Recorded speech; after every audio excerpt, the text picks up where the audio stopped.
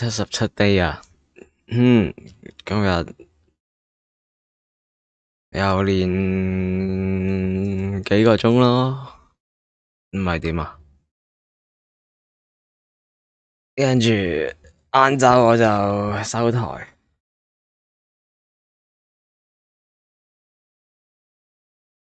晏晝搞其他嘢，夜晚會再開，咁樣就係啦。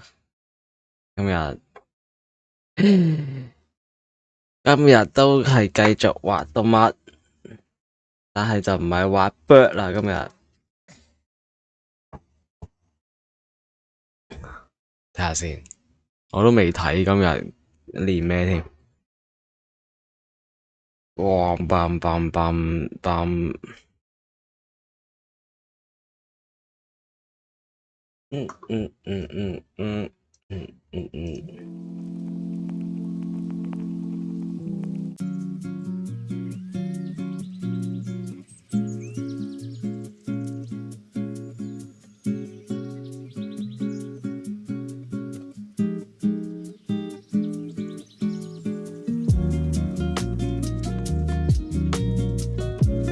睇睇先。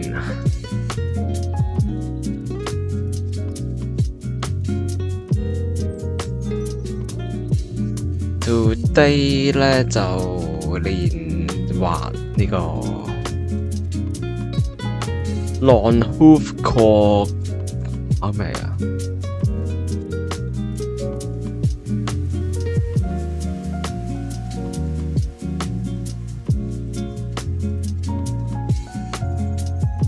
？Non-hoofed quadrupeds. Quadruped non-hoofed quadruped 冇蹄四足動物。哦，即狼、貓、熊、狗嗰啲。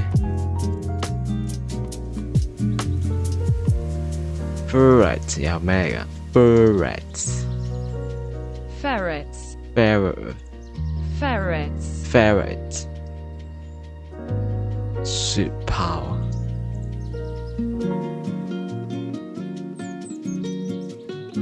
唔係喎，唔係豹喎，雪乜鬼啊？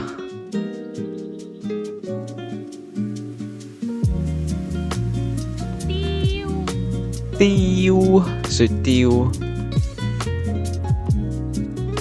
OK。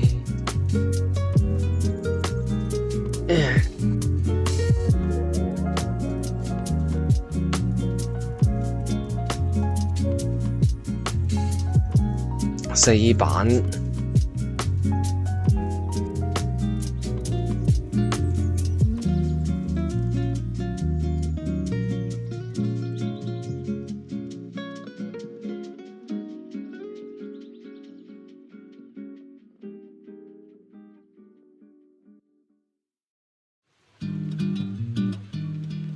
啊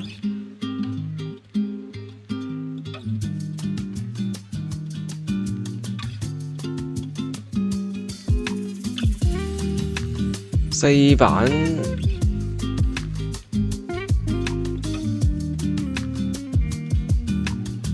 冇蹄四足動物，即係跟住一版要有兩隻。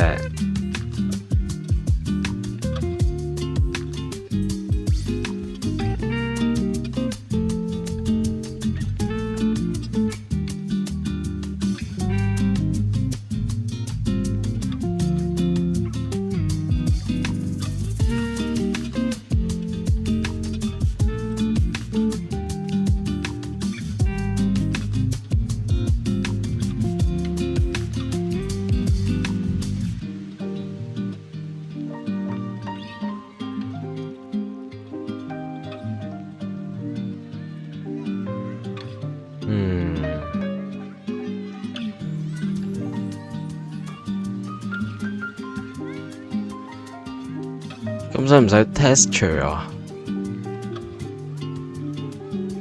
係咪全部要有 texture？ 我懷疑全部要有 texture。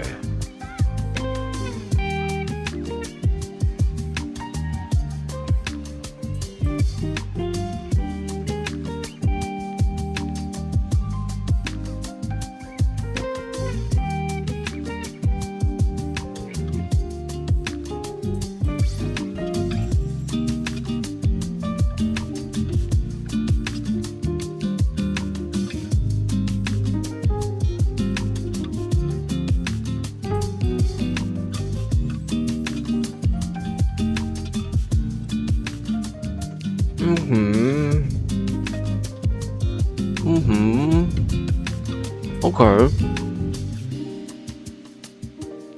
揾先。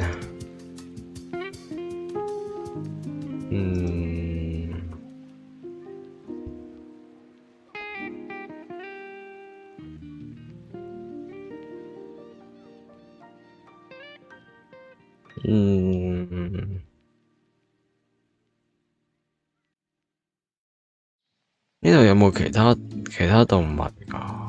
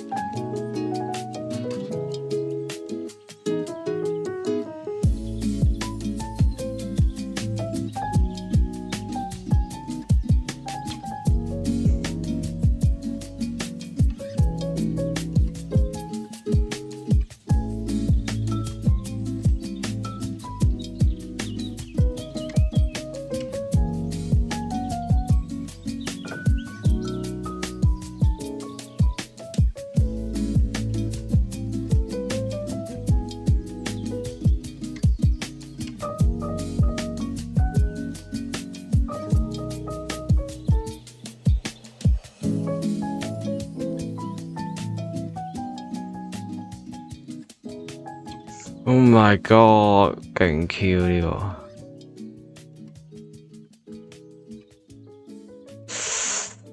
Oh god。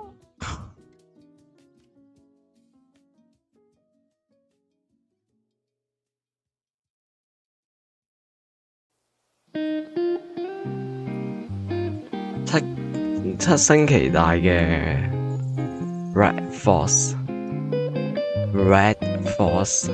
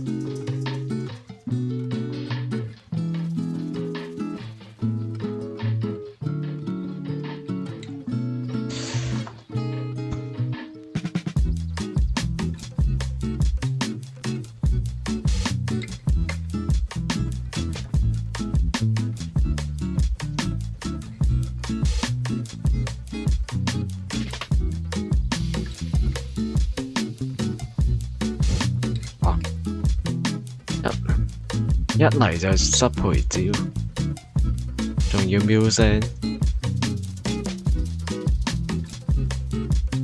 都得。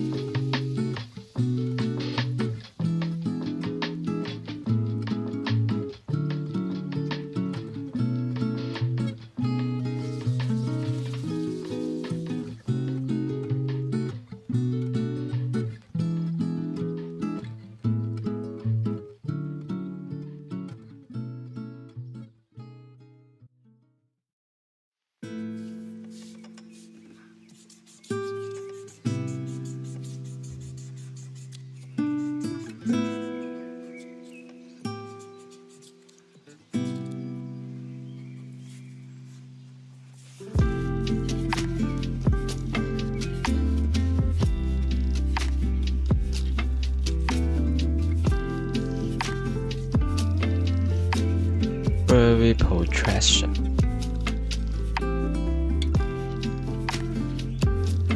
Furry protrusions. Protrusion.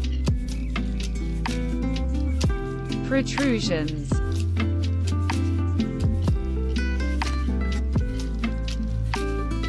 Protrusion.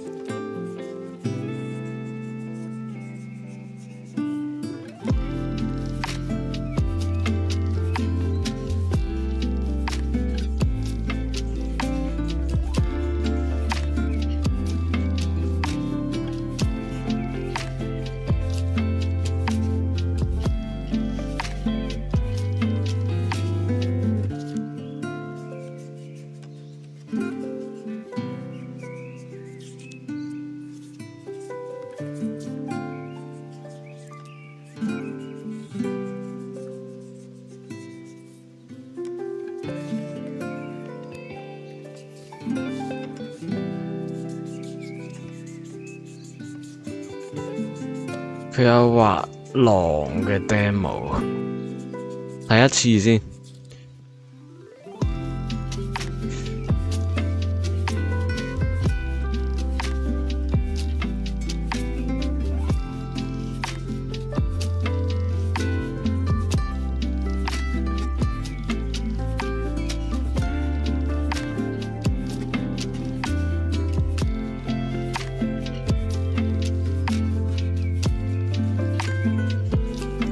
So we are going to go over a demonstration of how to draw this wolf.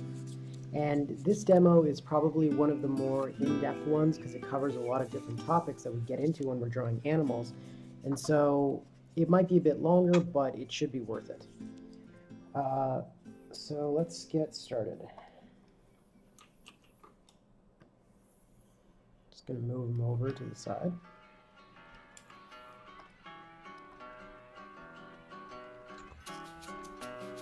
When we draw our animals, for the most part, we're going to be relying on 3 major masses to start with. And so it's basically just like, it's very similar at least to the insects where we had a head, a thorax, and an abdomen.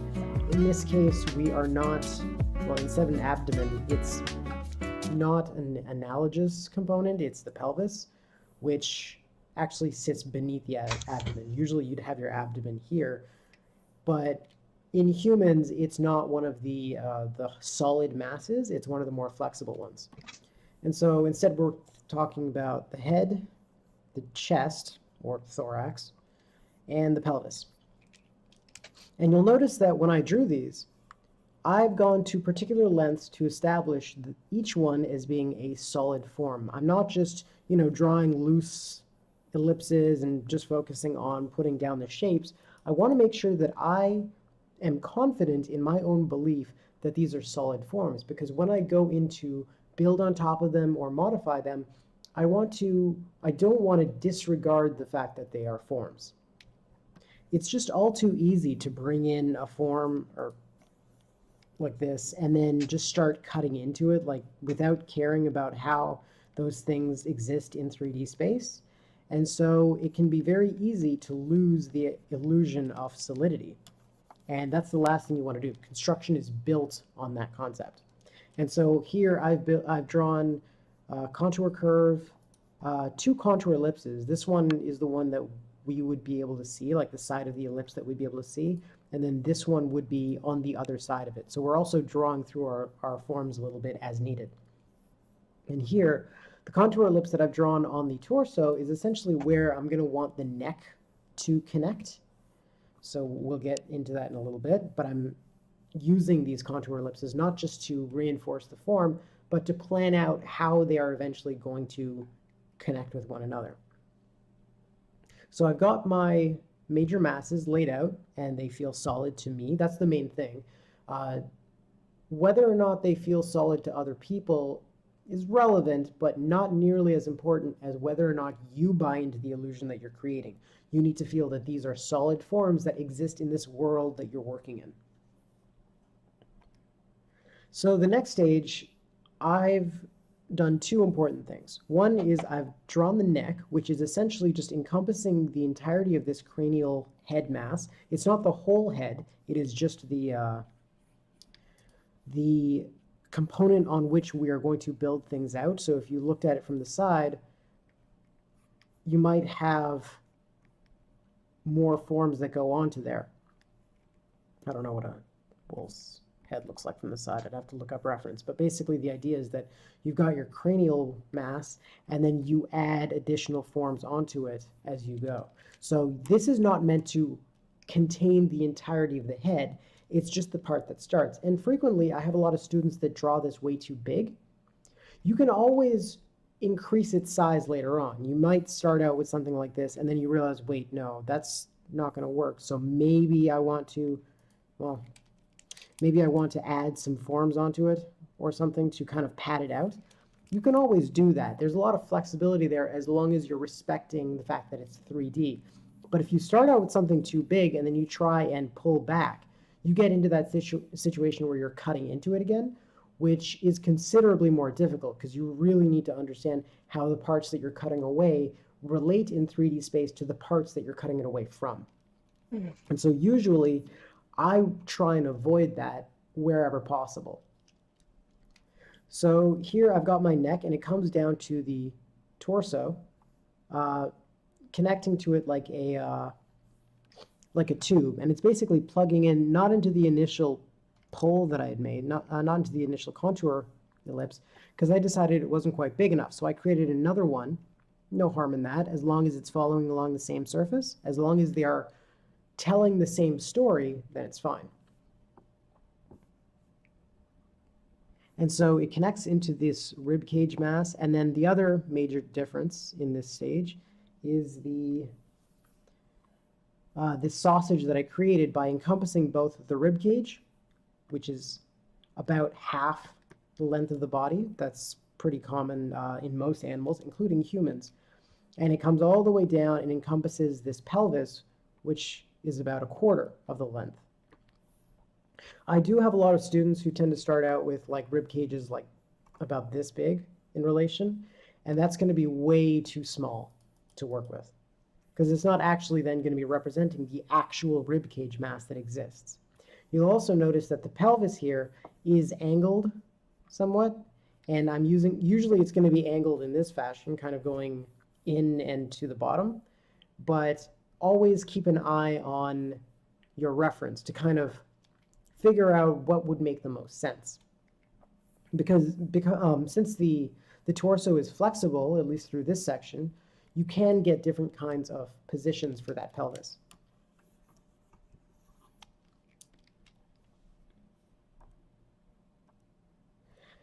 Next, we're constructing the legs, and we're using the same kind of principle that we applied when doing so for the insects. We're constructing sausages. First, I've fleshed out where exactly in the body, just like for the neck, this arm or this shoulder is going to connect to the body. So I've created a, if we hide this for a second, I've actually drawn the footprint that it's going to leave on the body. So it'll connect out of this area. And from there, I connect a sausage form to it coming down this way. And again, sausages are really good because they allow you to maintain solidity and also a gestural rhythm. You can see how this kind of comes out and then it curves slightly, and you have this kind of rhythmic just going down. And that helps you maintain that sense of gesture, the idea that this wolf is a living being that moves fluidly and not like a robot. And lastly, these sausages are overlapping.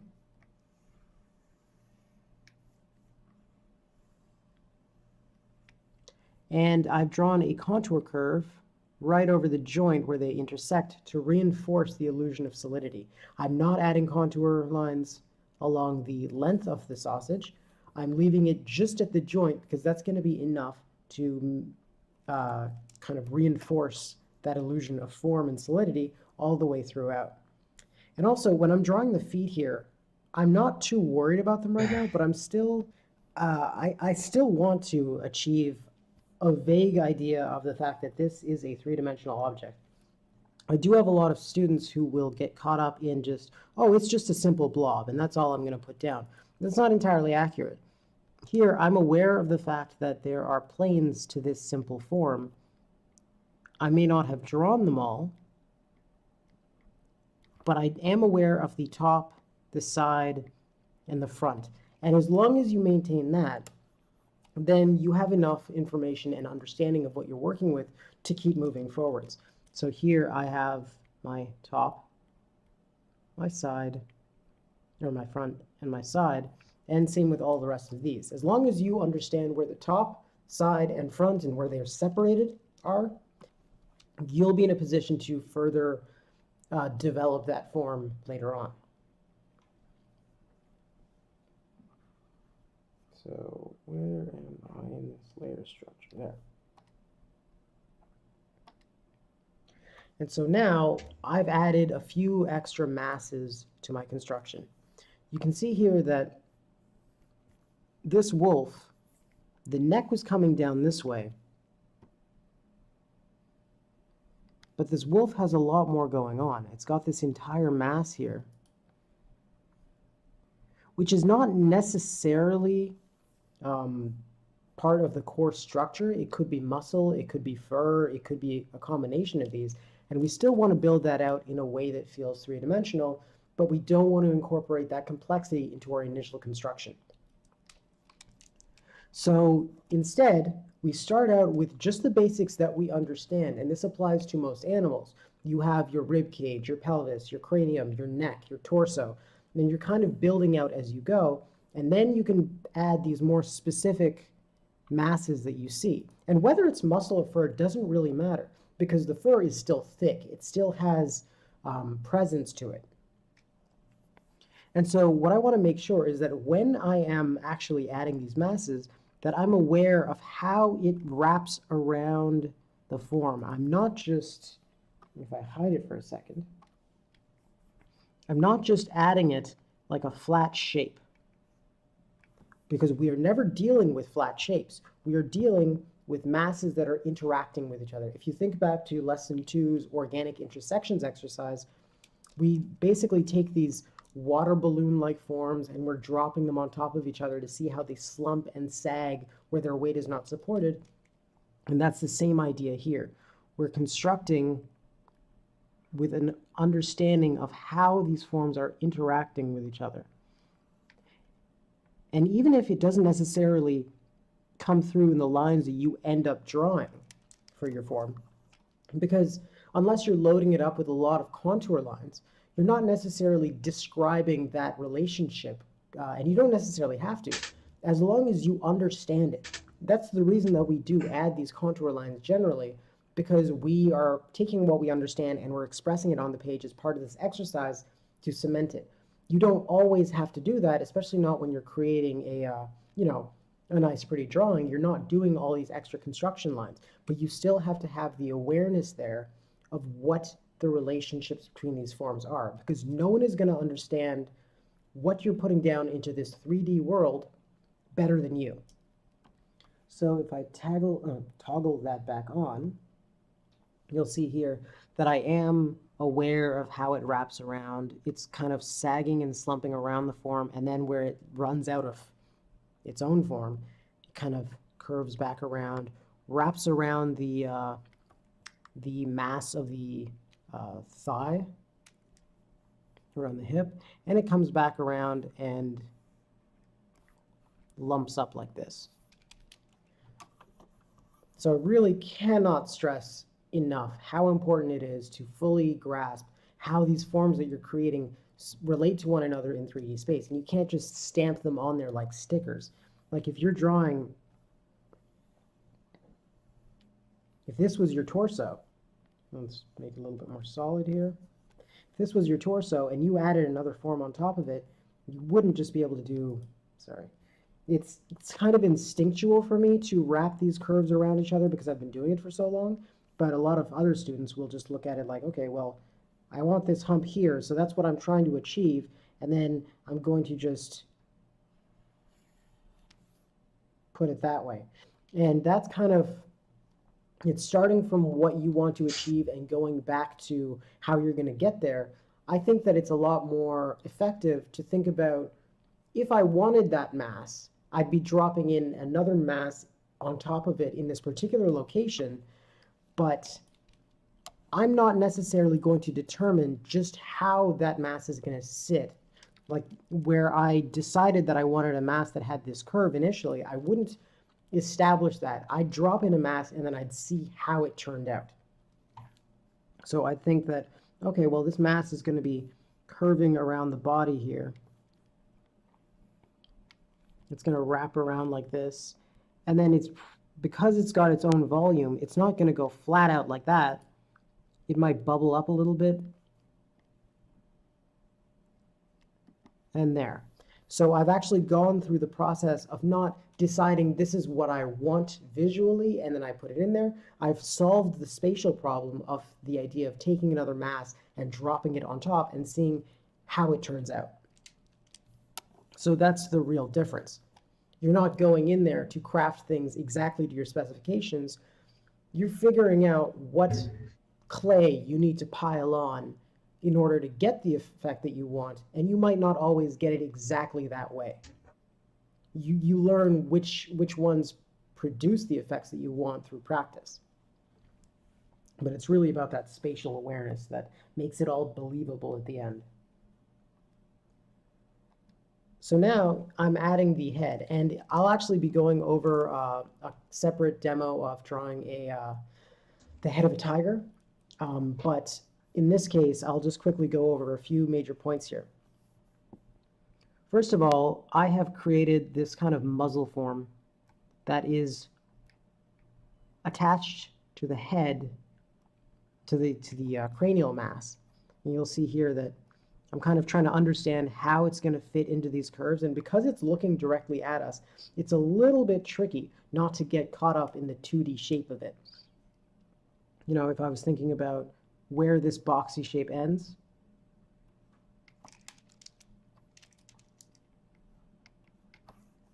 I might come out. But at this point, instead, what I'm doing is I'm just establishing where that boxy muzzle that I'm going to create, where it is actually going to fall, where it's going to connect to. So when we did it with the neck, when we did it with the legs, we put down these footprints of where those masses were going to connect to. And now we're doing the same thing. So this has no, it's not sticking out at all. You can see it as, if you have the cranial mass here, we're essentially creating this kind of flat thing from which we're going to take out the muzzle. And we're going to extrude it out. But until then, we're just giving it a place to connect to. And also, I've established, it's a lot like a three-dimensional puzzle with all these pieces that fit together. At no point am I adding any kind of a cut without the awareness of how it impacts the space around it. So for example, the eye sockets play a big role where I'm cutting them into the skull. And I'm not ever drawing my eye sockets just with a simple ellipse, because when I'm carving something, when I'm really cutting into a form, this comes down to that sort of subtractive construction where sometimes you cannot avoid it. And so whenever I have to do that, I don't work in these simple two-dimensional shapes and then give them form. Instead, I already have a form present and I am creating my cuts, usually straighter rather than curved. And I'm laying in these cuts so I can follow along the surface of that original form. And then I've dropped in 2 spheres into my cut. So if I created my eye socket like this, and you can imagine that there's actually a skull here, like more material that comes out here just to accentuate that idea. And now I've just popped a ball in there. And that's going to represent my eyeball, because we need that form to be in there in order to construct the eyelids and everything else around it. We can't just work without that underlying structure, because it's so dependent on the ball that exists in there, because it has to wrap around it. And so the next stage is where we actually start extruding out these elements. We've placed the end of the muzzle, so you can tell that there's this piece coming out here, and it's sticking out from that footprint.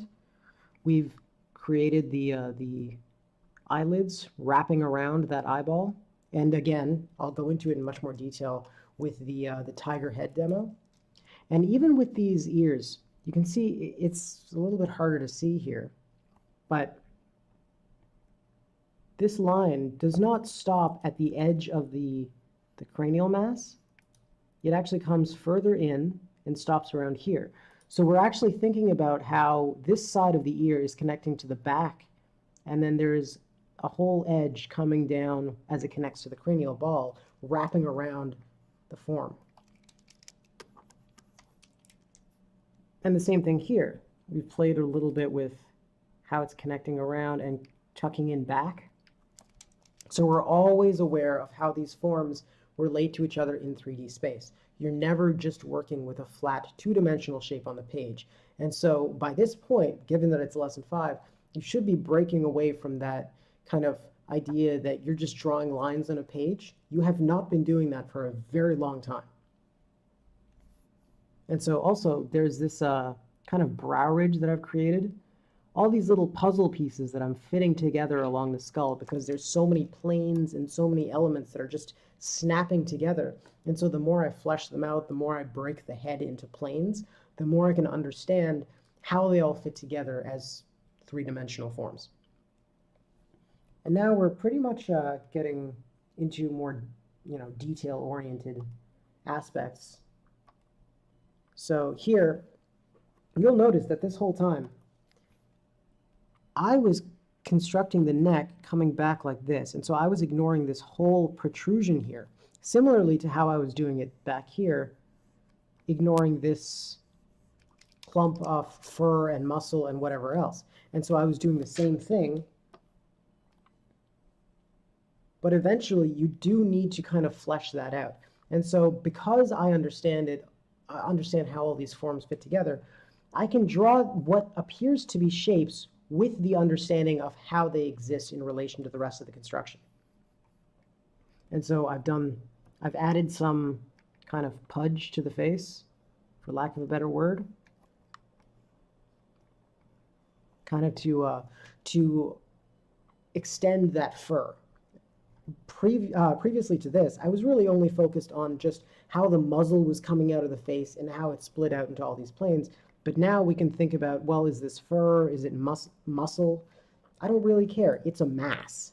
And so I'm going to add that mass as needed, but after the basis has been constructed. I'm not jumping to complete all of this at the same time. It's a problem that I've broken down into many different parts.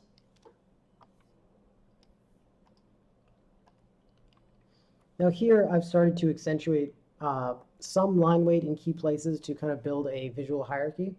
At no point am I trying to replace existing lines. Like, this is not a rough sketch. This is the drawing, and I'm just emphasizing certain lines over other ones. It's a little bit clearer once I've taken out the red, where I've decided that I want this line. I should move that layer on top. I want this line here to be dominant over this one. And so I'm establishing that overlap by kind of having a continuous, stronger weight coming down here, and the more slender weight here. If I was instead to have something that actually turned like this,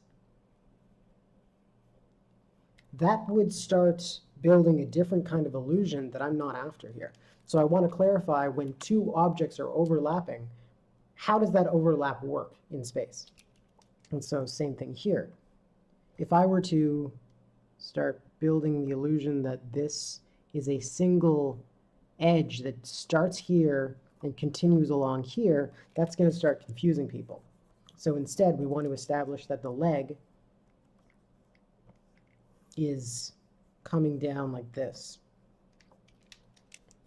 And whenever you add line weight, I mean, we've been over this in previous lessons, talking about the form intersections for lesson 2. You never want to try and replace the line for an entire form, or add line weight to the entirety of that form's outline.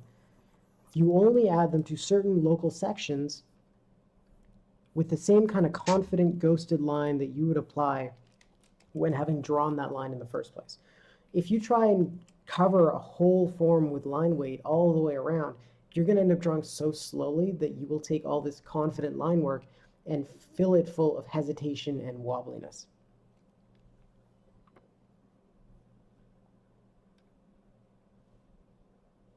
And so the last part is where we just get into a little bit of extra detail. And I'll just take out the red. Here it's really just fur. It's worth talking about a little bit. When you draw fur, there are a lot of students who will kind of zigzag because they see fur, and so they just kind of hit it with that.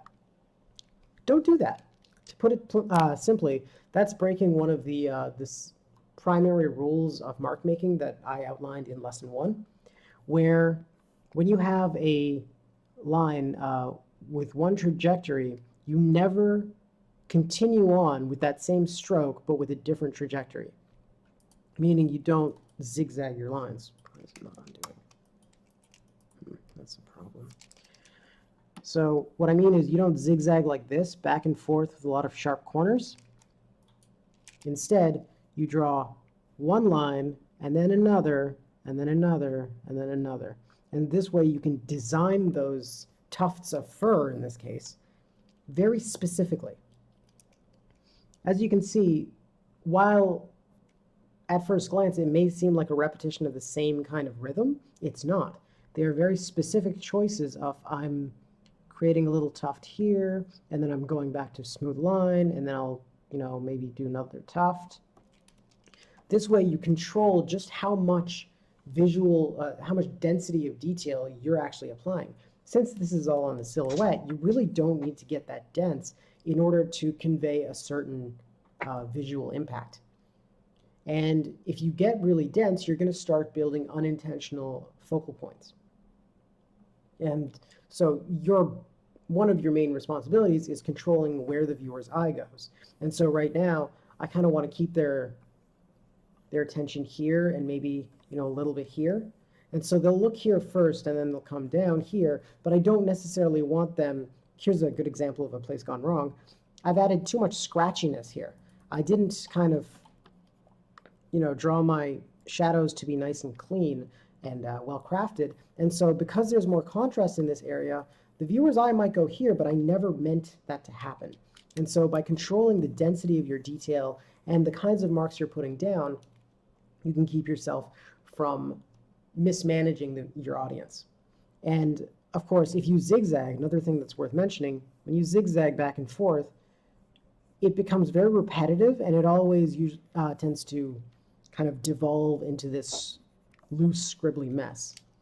Neither of those is something that you want. You don't want repetition, and you don't want to lose control of the marks that you're making. So always design that any kind of detail that you're making, don't rely on repetitive behavior or going on autopilot or any kind of, general chaos or randomness, because that's not going to give you the rich designed kind of effect that you want, that you need. And that's basically the end of this demo. So I will include a text version of this that is with like step-by-step diagrams of what I'm doing and descriptions of what's going on, in case it's a little bit harder to follow along with this video. So the link to that will be in the description below, so be sure to check it out. Check it out. Chat.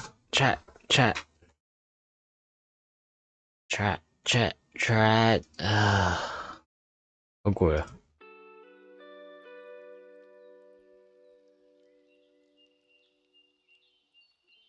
好攰啊！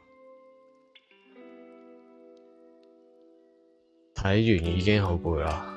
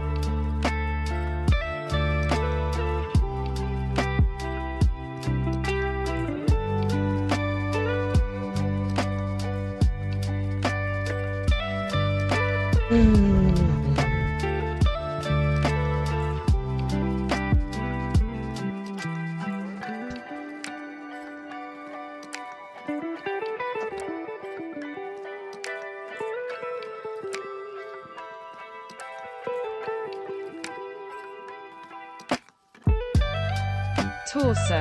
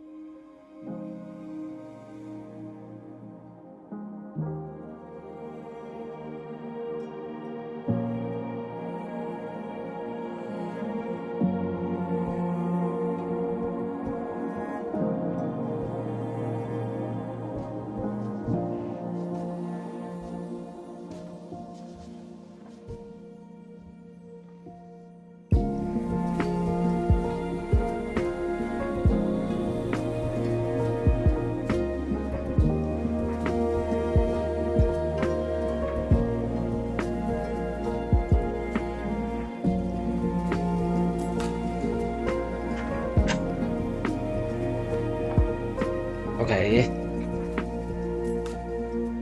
飲啖水之後，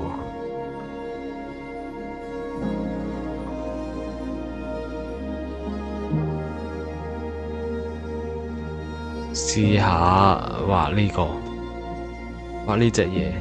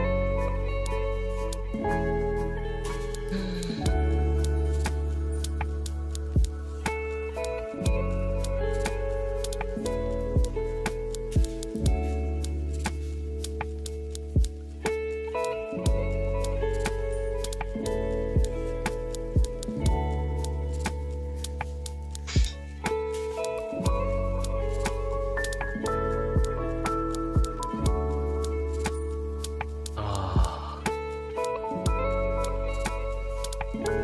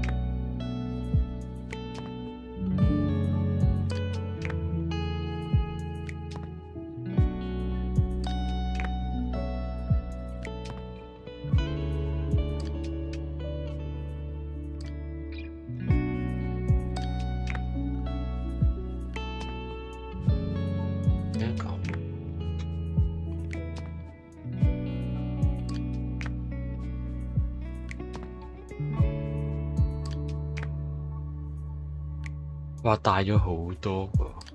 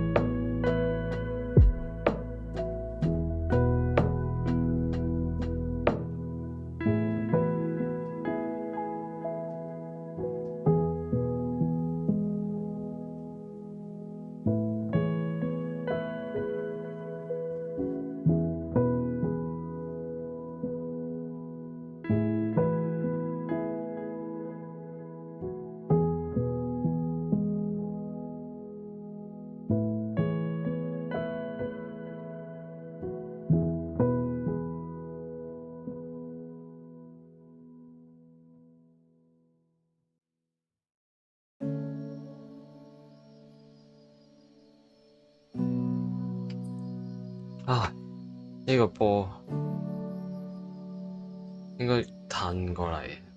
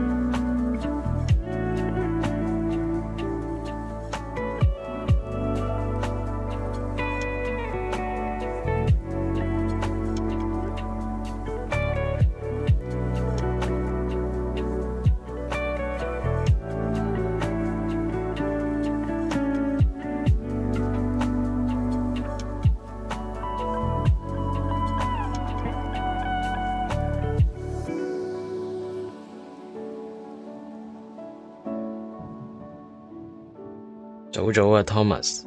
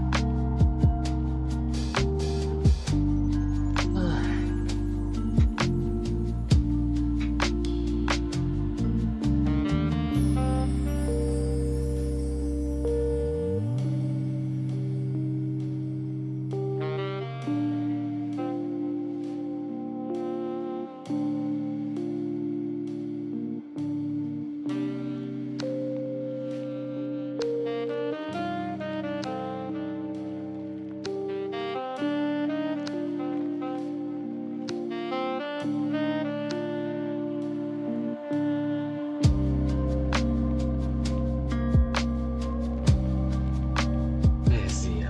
真係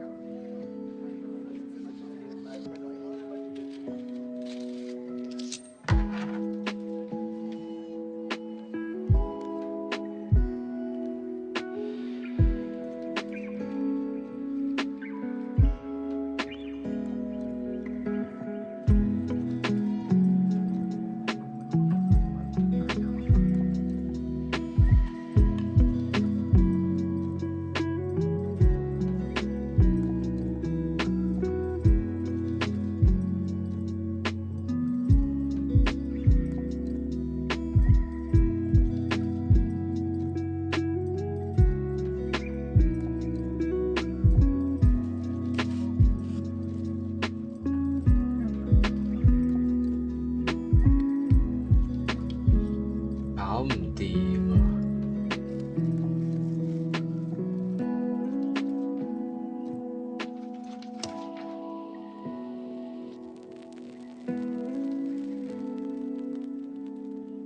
哇！救命啊！好核突啊！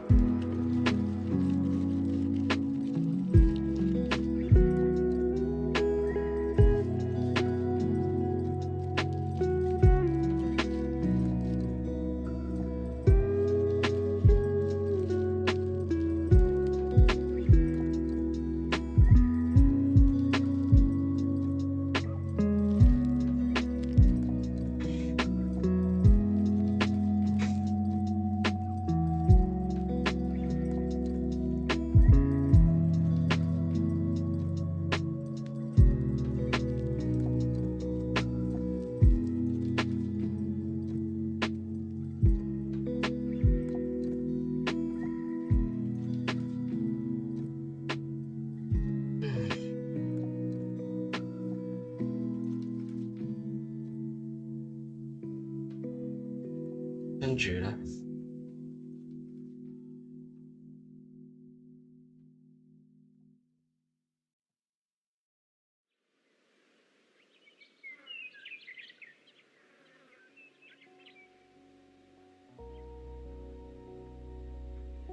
跟住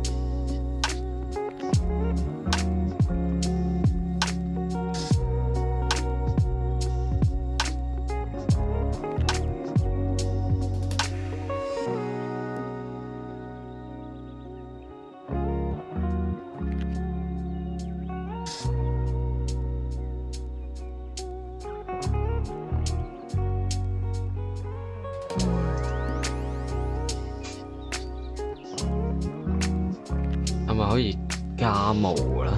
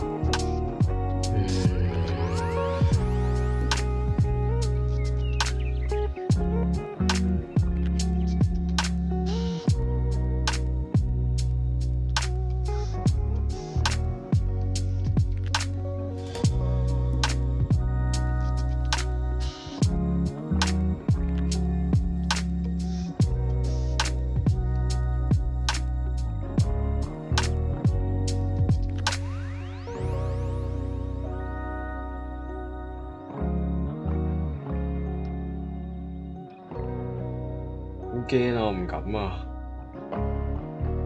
我唔敢加啲毛俾佢啊，好恐怖啊！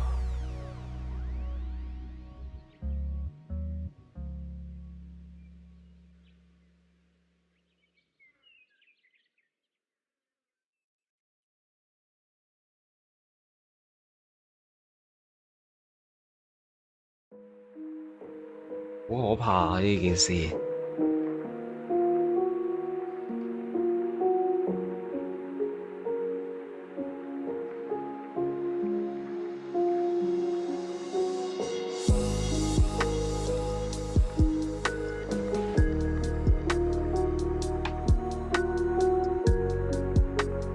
邊個啊？搞唔掂喎！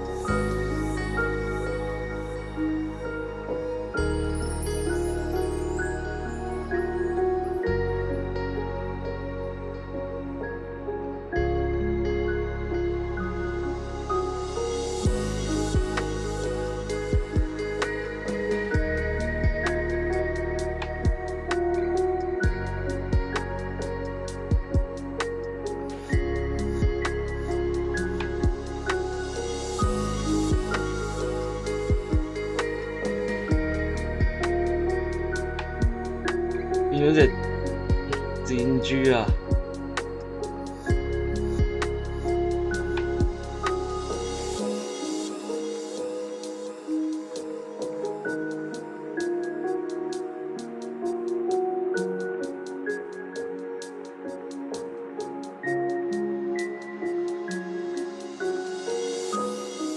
點解啊？點解會咁㗎？點解永遠都係咁㗎？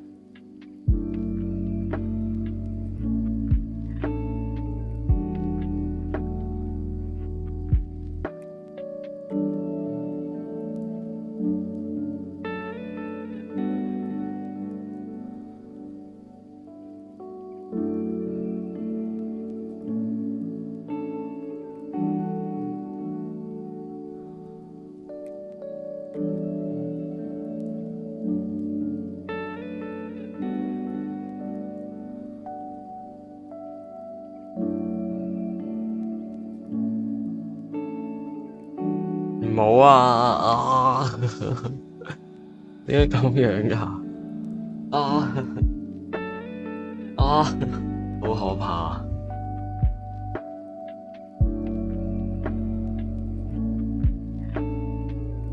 支筆又支筆又難搞，我又畫唔到好幼啊！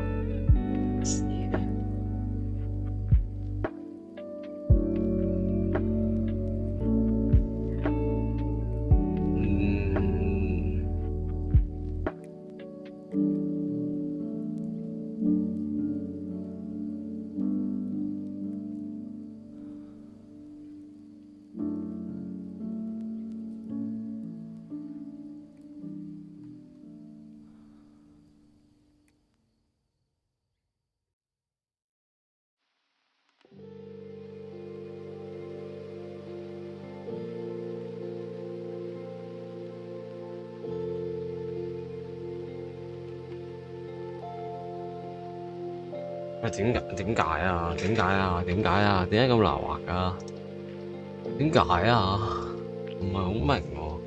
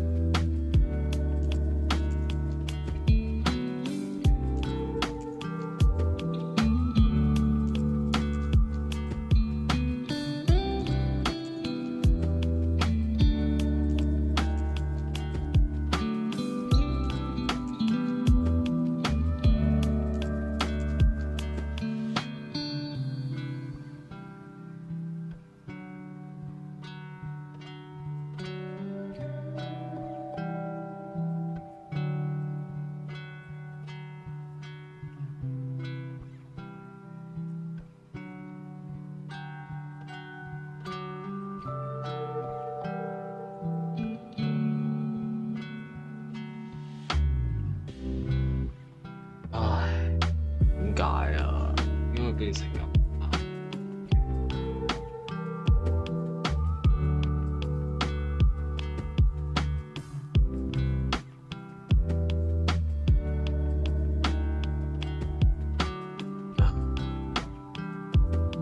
好難啊！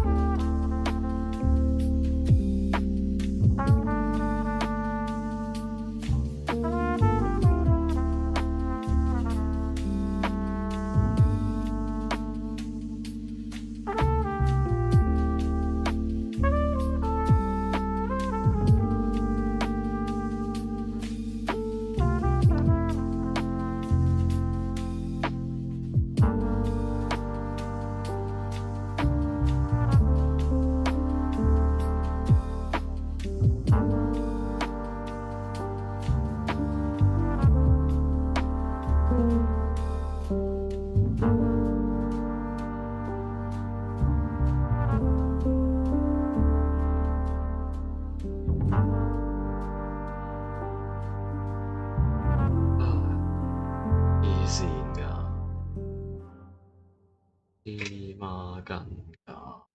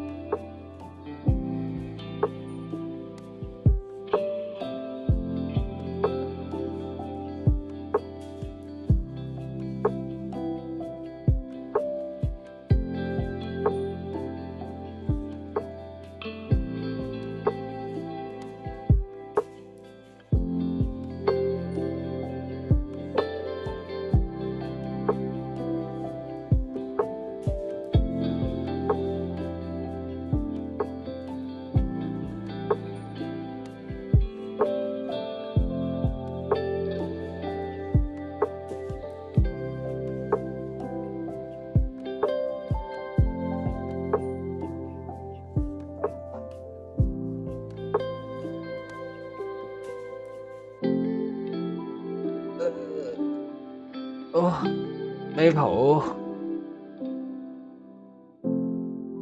Hello Maple，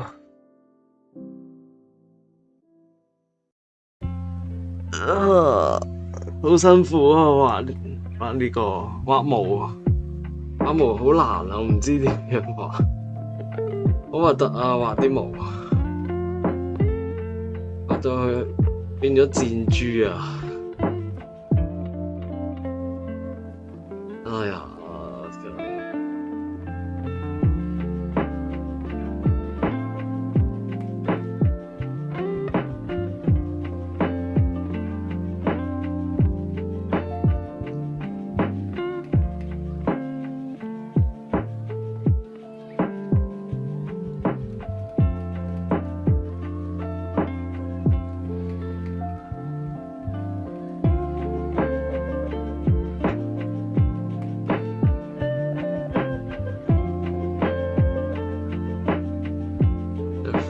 Super hard. I doing it a little longer, maybe. 我就係我都唔知，我唔敢長啲啊！我唔敢好大嚿，我驚越大嚿就越核突咁樣。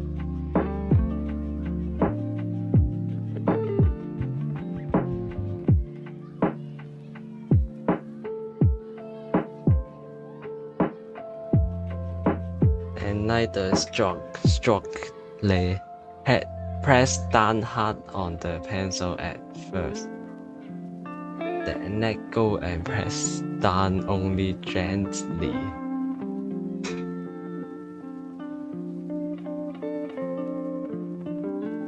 哦，即係我明啊，即係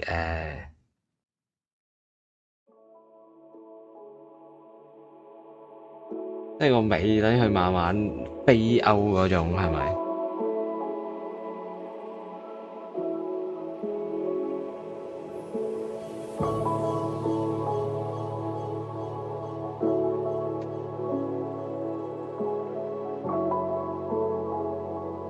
？It will help。好，我試下。但係因為咧。呢張紙同支筆好唔夾啊，跟住我次次都我要好大力刮，好大力壓落去刮咧，佢先出到啲墨出嚟咯。控制唔到，搞到控制好唔自如，唔係我想要嘅東啊，成日都。嗰個粗幼好難控制到。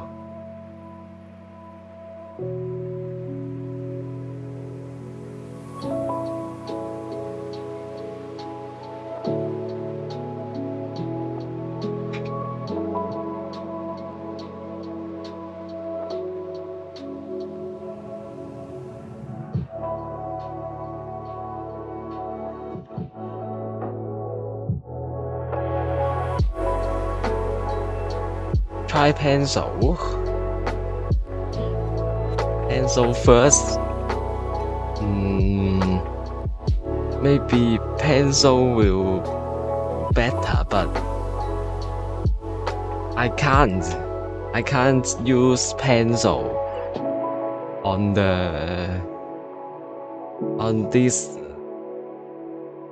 series of practice.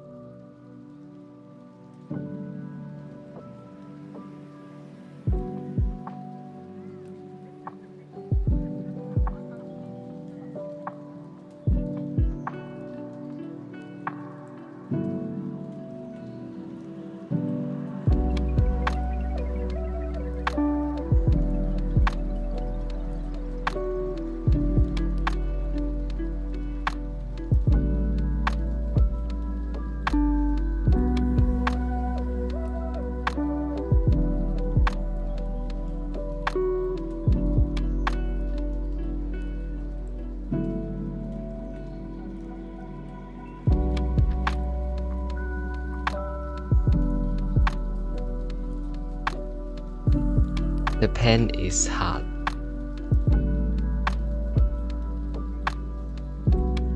Angle the pen so that I can create the same effect with the thickness. Okay, I will try it.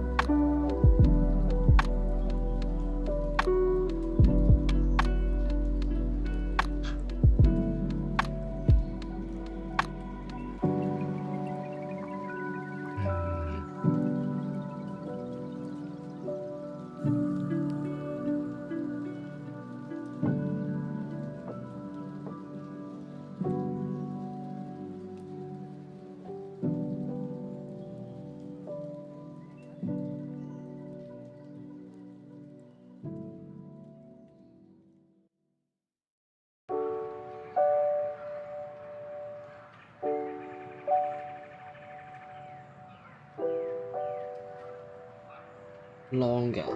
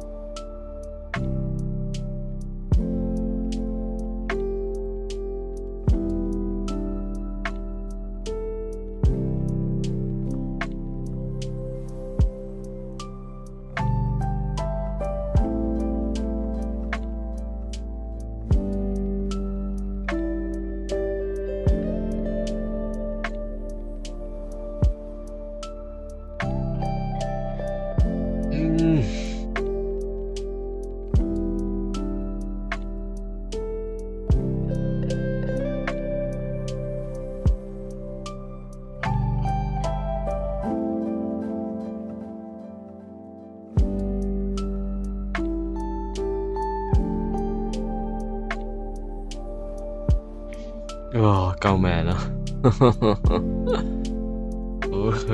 好搞笑啊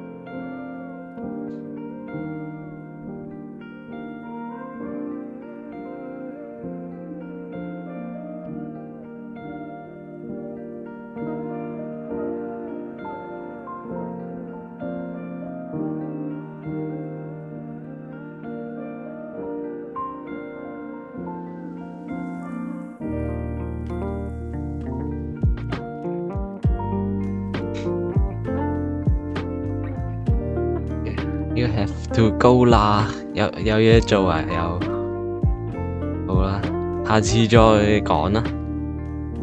感謝你嘅提點。I'm doing great，真係咩？我覺得佢好似箭豬啊，暫時暫時嗰個頭係最似箭豬嘅，個頭頂箭豬頭。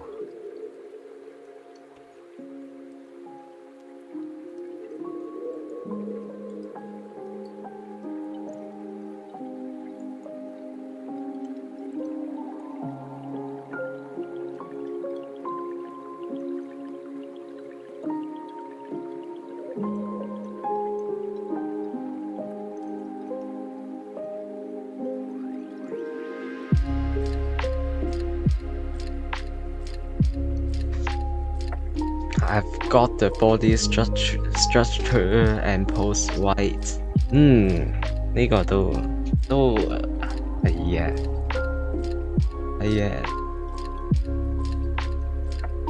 I will figure it out。好啦 ，I hope so。I hope so。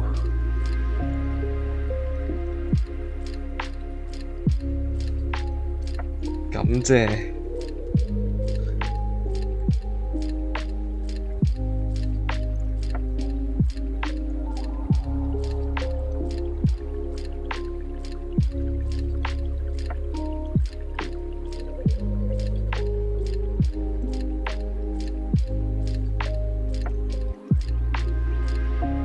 希望之後會再好啲啦。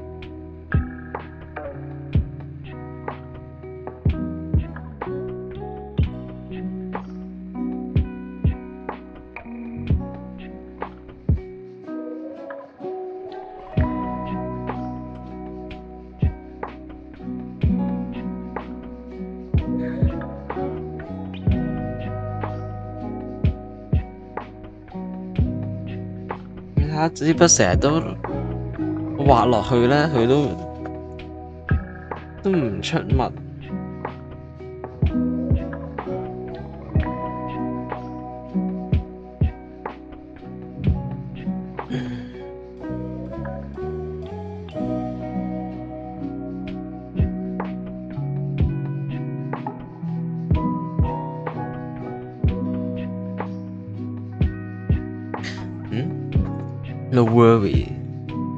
No worries. You think the short fur on the head may be okay because it's short on the head and face anyway.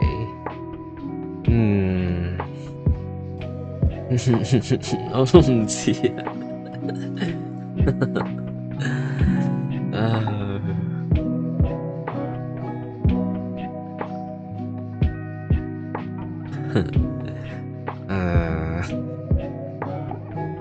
It's mainly the back and the chest, torso area that's fur-free.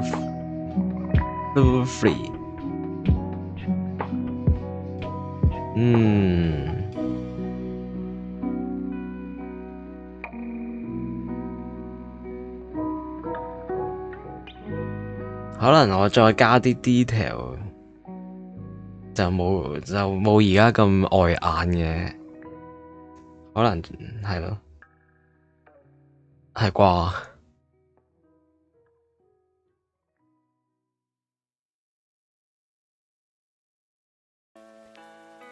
？Just your 2 cents， 2 cents 即係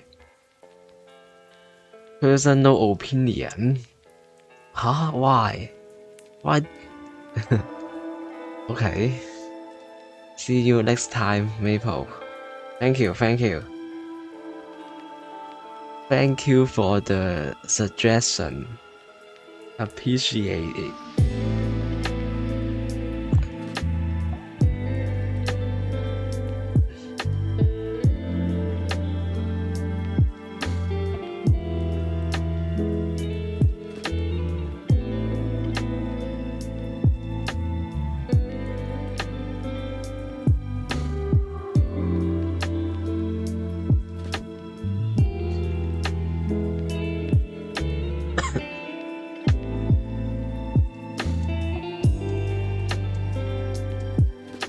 ，Gotta go. Talk next time.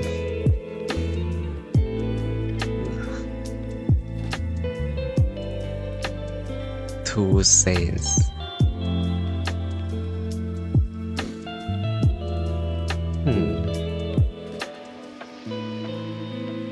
2 cents is small, so it kinda mean it's just a small suggestion. Kind of soften the sentence more. Okay. I see.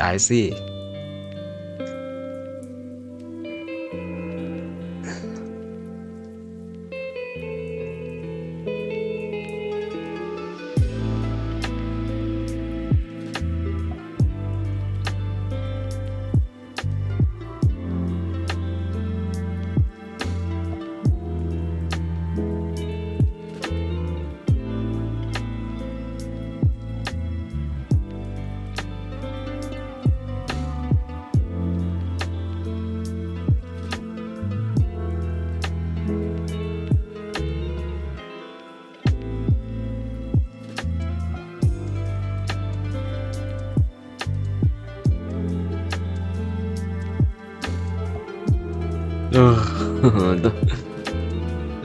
箭豬狗、箭豬狼，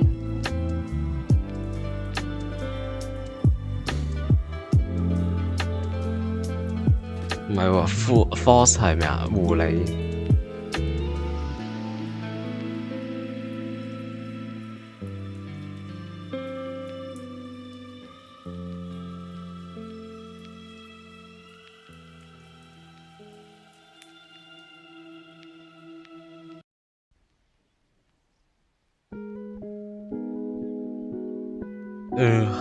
I don't know。冇啊。頂啊！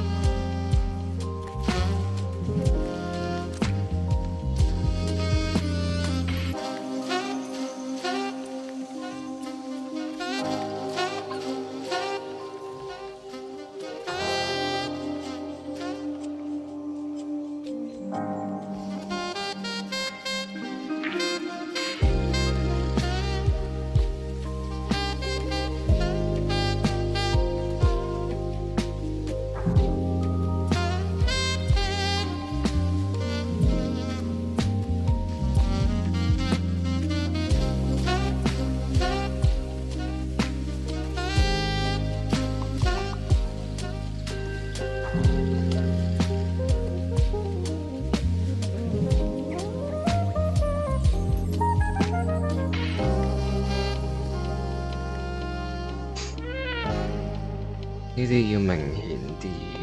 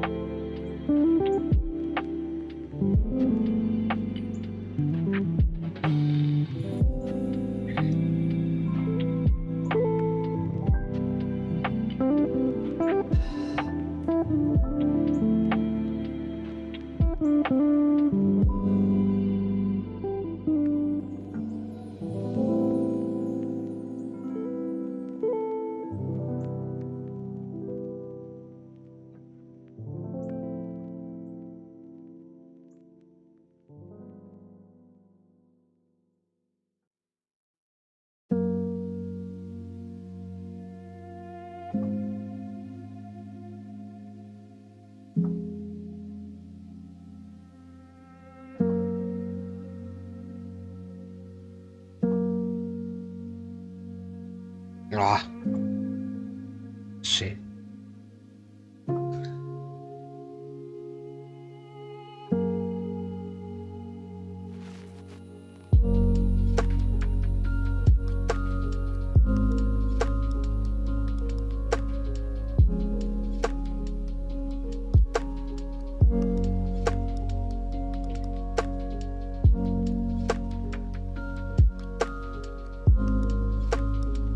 嘅唔知咩嚟，黐孖筋嘅。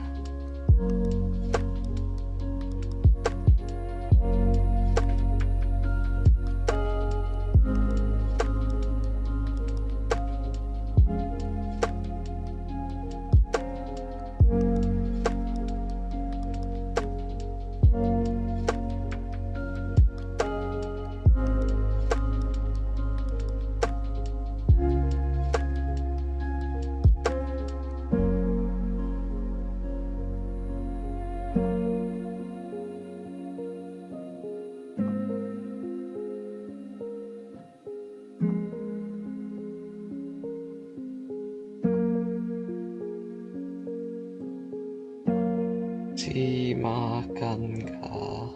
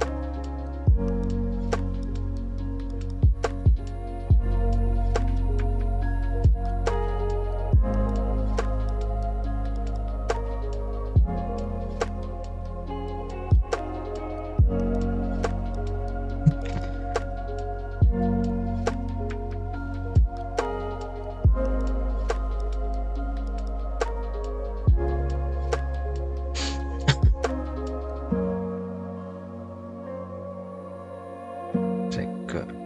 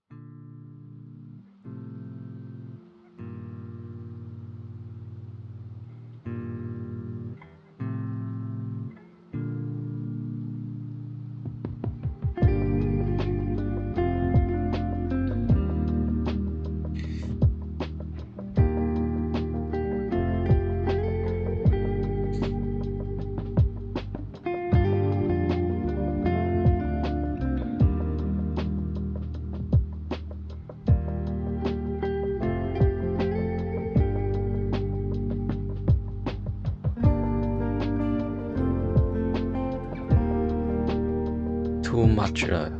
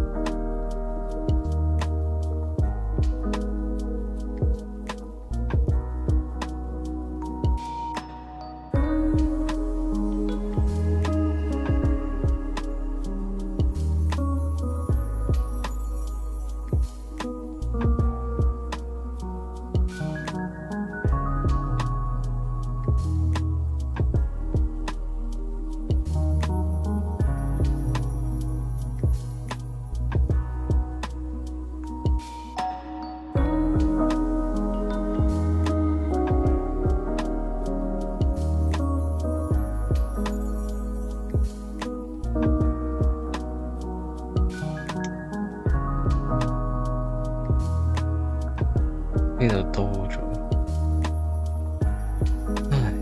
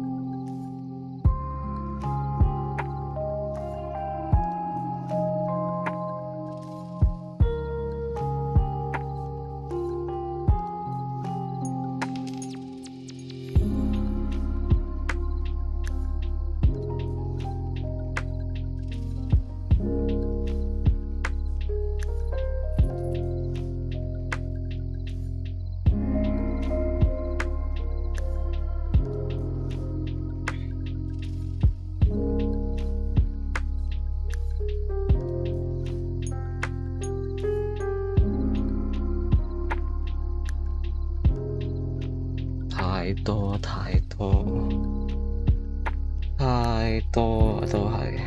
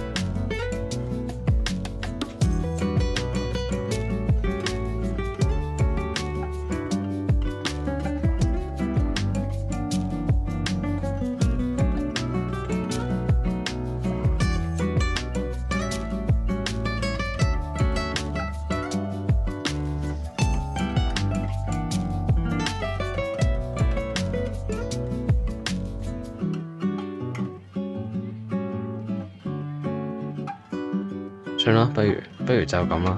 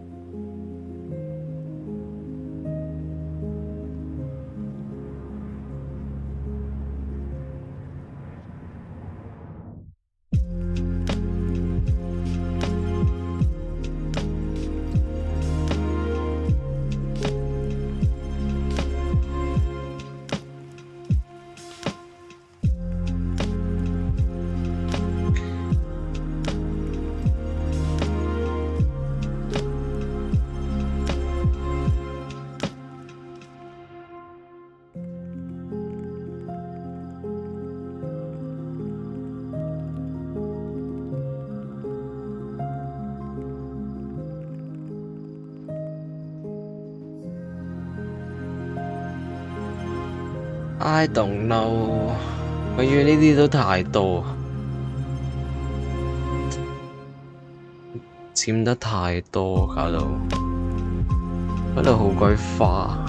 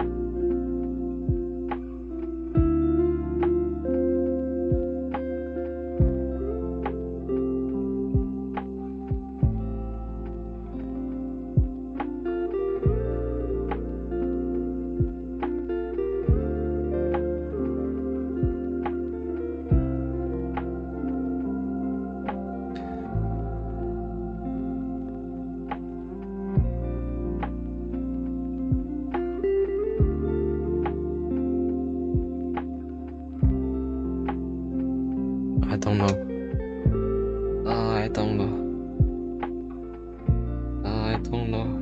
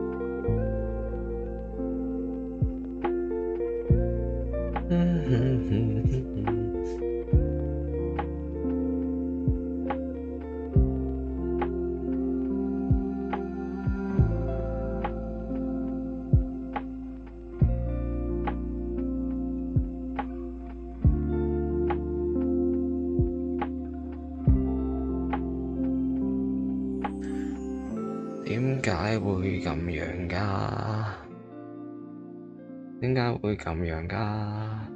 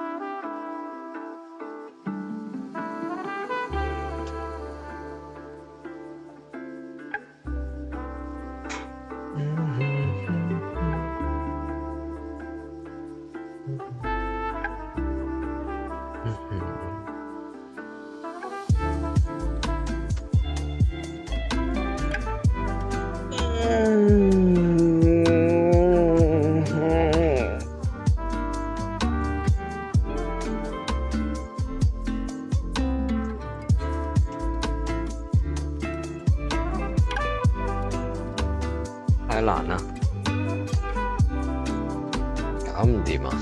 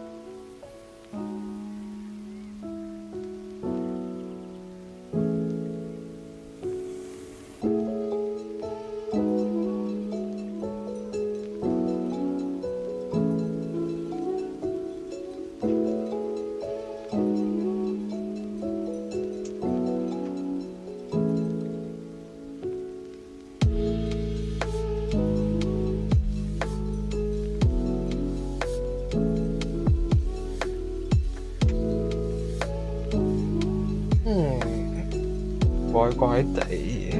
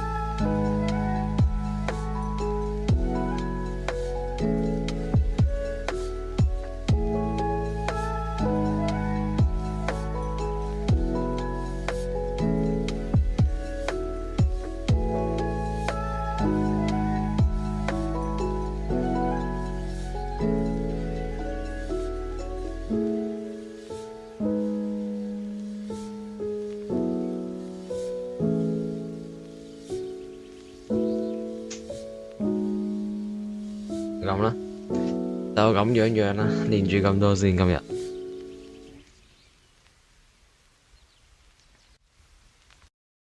永遠最棘都係 texture， 同埋呢度其實爭咁啲個盤骨嗰個骨盤骨應該前少少。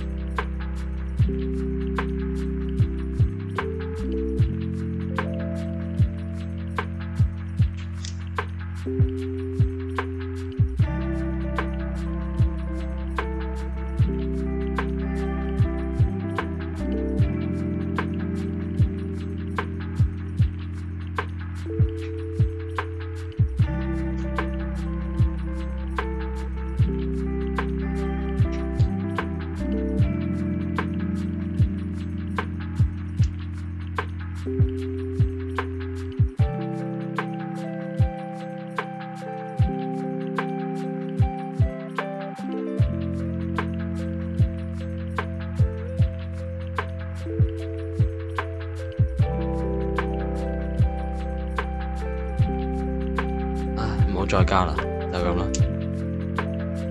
就咁樣啦。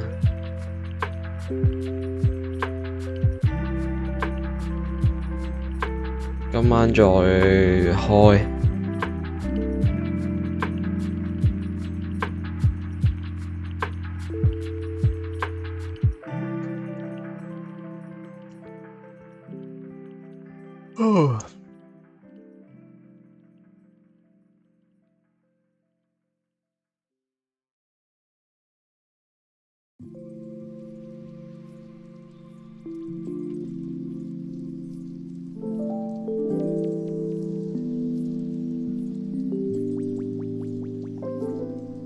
係咁多啦。